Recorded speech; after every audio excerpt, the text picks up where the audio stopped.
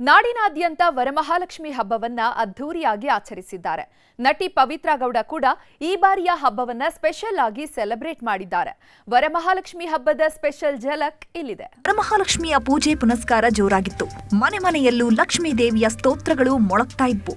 ವರದಾಯಿನಿಯನ್ನ ಪ್ರತಿಷ್ಠಾಪಿಸಿದ ಭಕ್ತರು ದೇವಿಗೆ ಇಷ್ಟವಾದ ಹೂವು, ಹಣ್ಣು, ಸ್ವೀಟು, ತಿನಿಸುಗಳನ್ನೆಲ್ಲ ಇಟ್ಟು ದೇವಿಯ ಮುಂದೆ ಇಷ್ಟಾರ್ಥ ಬೇಡಿಕೊಂಡಿದ್ದಾರೆ. ನಟಿ ಪವಿತ್ರ ಗೌಡ ಕೂಡ ಈ ಬಾರಿ ತುಂಬಾ ಸ್ಪೆಷಲ್ ಆಗಿ ವರಮಹಾಲಕ್ಷ್ಮಿ ಹಬ್ಬವನ್ನ ಆಚರಿಸಿದ್ದಾರೆ.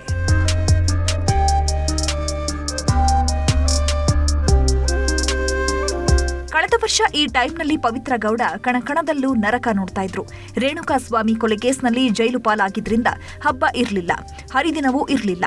ಆದ್ರೀಗ ಬೇಲ್ ಮೇಲೆ ಹೊರ ಬಂದಿರೋದ್ರಿಂದ ಈ ಬಾರಿ ಅದ್ಧೂರಿಯಾಗಿ ವರಮಹಾಲಕ್ಷ್ಮಿ ಹಬ್ಬ ಆಚರಿಸಿದ್ದಾರೆ. ಲಕ್ಷ್ಮಿ ಸ್ವರೂಪವಾದ ಹಸುವಿಗೆ ಹಣ್ಣು ತಿನಿಸೋ ವಿಡಿಯೋವನ್ನ ಹಂಚಿಕೊಂಡ ಪವಿತ್ರ ಗೌಡ, ದೇವಿ ಸ್ವರೂಪದ ಹಸು ಮನೆಗೆ ಬಂದಿತ್ತು, ಪದಗಳಿಗೆ ಮೀರಿದ ಆಶೀರ್ವಾದ ಸಿಕ್ಕಿದೆ, ಹೀಗಾಗಿ ವರಮಹಾಲಕ್ಷ್ಮಿ ಹಬ್ಬ ಇನ್ನಷ್ಟು ವಿಶೇಷವಾಯಿತು ಅಂತ ಸಂತಸ ಹಂಚಿಕೊಂಡಿದ್ದಾರೆ.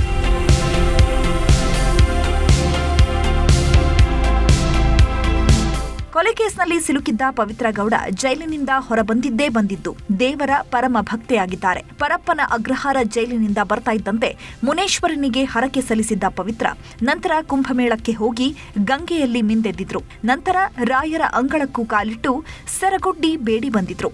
ನಂತರ ಶಿವರಾತ್ರಿ ದಿನ ತಮ್ಮ ಮನೆಯಲ್ಲೇ ವಿಶೇಷ ಹೋಮ ಹವನ ಮಾಡಿಸಿದ್ರು. ಈಗ ಅದ್ಧೂರಿಯಾಗಿ ವರಮಹಾಲಕ್ಷ್ಮಿ ಹಬ್ಬ ಆಚರಿಸಿದ್ದಾರೆ.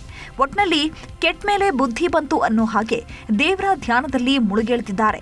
ಆದರೆ ಸುಪ್ರೀಂ ಅಂಗಳದಲ್ಲಿರೋ ಬೇಲ್ ಅರ್ಜಿ ವಿಚಾರಣೆ ಯಾವ ಕ್ಷಣದಲ್ಲಿ ಕಂಟಕವಾದ್ರೂ ಅನುಮಾನವಿಲ್ಲ. Geetha film bureau, news 18.